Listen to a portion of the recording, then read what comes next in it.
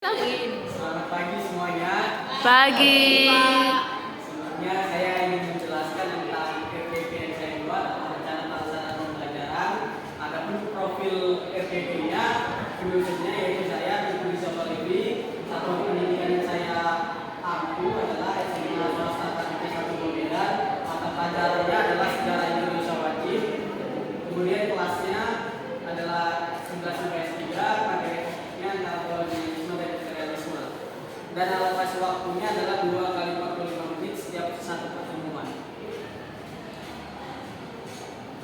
Sebelumnya ada kompetensi inti ini terdapat dari 4, jadi bisa kita petik dari kemarin itu peraturan Kementerian Pendidikan dan Kebudayaan nomor 21 dari tahun 2016. Di situ kompetensi intinya yang pertama menghayati dan mengamalkan ajaran agama yang diajarnya. Kemudian yang kedua menghayati dan mengamalkan perilaku jujur, disiplin, santun, peduli atau gotong royong, kerjasama, toleran dan damai, bertanggung jawab dan responsif, proaktif dalam berinteraksi secara efektif sesuai dengan perkembangan anak di lingkungan.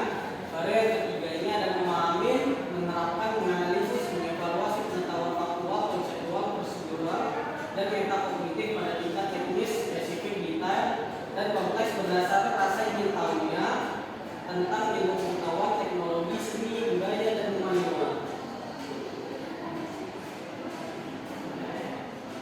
Adapun yang keempat ini, kompetensi keempat menunjukkan keterampilan menalar, mengolah, dan menyanyi secara efektif, kreatif, produktif, kritis, mandiri, kolaboratif, komunikatif, produktif dalam ranah konkret dan abstrak terkait pengembangan dari yang dipelajarinya di sekolah. Nah, kemudian kompetensi dasar. Kompetensi dasar ini saya ambil kalau misalnya kita lihat di peraturan kementerian itu tahun nomor 24 itu kita dapat melihat 1.1 dan 1.2.1. Tetapi saya mengambil kompetensi dasarnya cuma 2, yaitu 3.1 dan 4.1. Nah, alasan yang saya mengambil ini karena 1.1 itu kan sikap spiritual dan 2.1 adalah sikap sosial. Nah, tetapi itu semua bisa diperoleh melalui interact teaching atau kebiasaan dari guru mengajar dan kebiasaan dari guru mengajar dan keteladanan dari guru dan kebiasaan dari kehidupan sehari-hari siswa itu. Jadi kalau misalnya kita ajarkan tidak bisa memenuhi dalam satu pertemuan. Nah, ada pun indikator. Indikator ini bisa kita peroleh melalui, kalau di sini kan 3.1 ini ranah kognitif. Berarti kita indikatornya itu bisa memperoleh melalui KKO atau kata kerja operasional melalui taksonomi guru.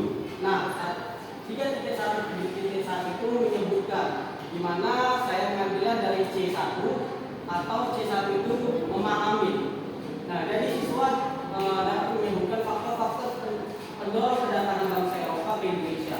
Nah, 3.1.2 itu saya ambil juga C4, di mana C4 itu adalah menganalisis.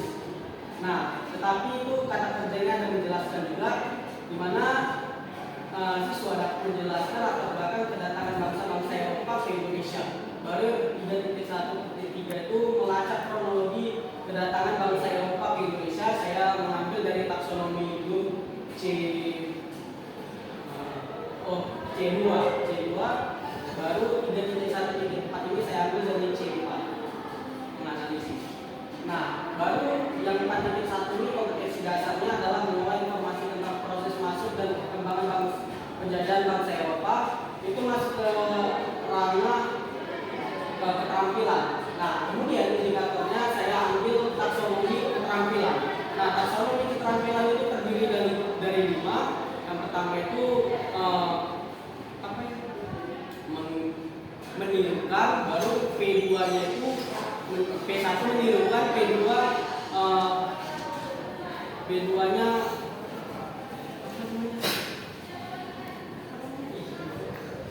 P2-nya itu menirukan, habis itu P2-nya kalau nggak salah P3-nya itu pengalamannya, baru P4-nya aktualisasi, dan P5-nya itu adalah naturalisasi. Nah, di sini saya mengambil P2 di mana P2 ini kita apa namanya? Memanipulasi. Maaf saya. Nah, jadi P2 itu adalah memanipulasi. Kata kerjanya itu terdiri dari membuat. Kata kerja itu ada 3, salah satunya adalah membuat. Nah, di situ 4.1.1 adalah membuat tulisan berisi analisis latar belakang kedatangan bangsa Eropa. Lalu 4.1.2 membuat tulisan berisi analisis kronologi kedatangan bangsa Eropa. Nah, ada tujuan pembelajaran ini. Yang pertama, peserta didik dapat menjelaskan latar belakang kedatangan bangsa Batak di Indonesia. Yang kedua, peserta didik dapat melacak kronologi bagaimana bangsa-bangsa Barat itu di Indonesia.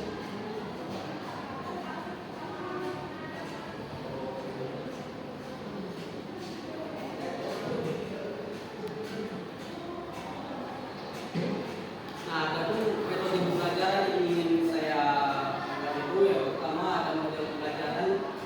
Di sini saya membuat grup resume di mana siswa dapat membuat resume tentang materi-materi yang dipelajarinya dan kemudian ceramah di mana saya ingin menjelaskan tentang materi yang ini, kemudian siswa dapat meresume hasil ceramah saya. Kemudian pendekatan yang saya ajarkan adalah saintifik dengan mengamati, menanya, mengeksplorasi, mengasosiasi, dan mengkomunikasikan.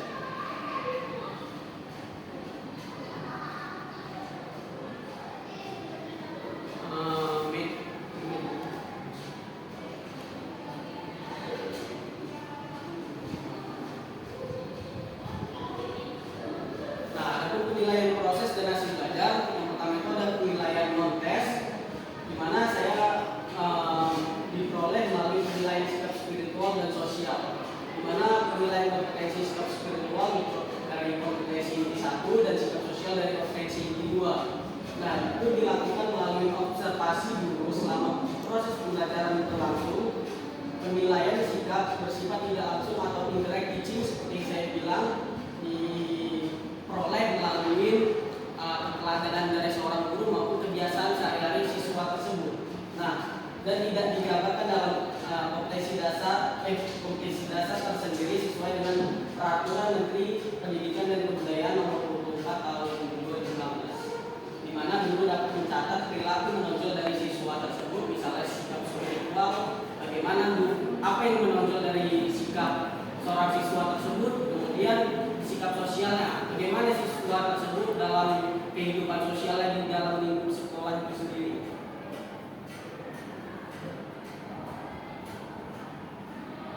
Adapun penilaian pengetahuan dan keterampilan seperti dikatakan, kemudian aspek yang dinilai meliputi yang pertama keaktifan menggali sumber, bagaimana siswa tersebut dalam menjelaskan itu, bagaimana ada 3 soal. Yang pertama, mengapa ekspedisi di bawah pimpinan Cornelis de Wilman mendapat masalah dan angkat. Kemudian yang kedua, mengapa ekspedisi Belanda di bawah Jacob van Eyck mampu dipandang sukses. Lalu yang ketiga, berikan analisis mengenai proses kedatangan Inggris ke Nusantara. Ini ada kunci jawaban dan tentang skornya. Jika jawabannya sangat tinggi, maka nilainya itu 10. Jika mungkin setengah dapat 5 atau hampir mendekati semua dapat 8. Nah, ini ada skornya di mana masing-masing soal bergerak 1 sampai 10 dengan kriteria jawaban sangat lengkap 9 sampai 10, jawaban lengkap 7 sampai 8, jawaban cukup lengkap 5 sampai 6, jawaban kurang lengkap 3 sampai 4, jawaban tidak lengkap 1 sampai 2.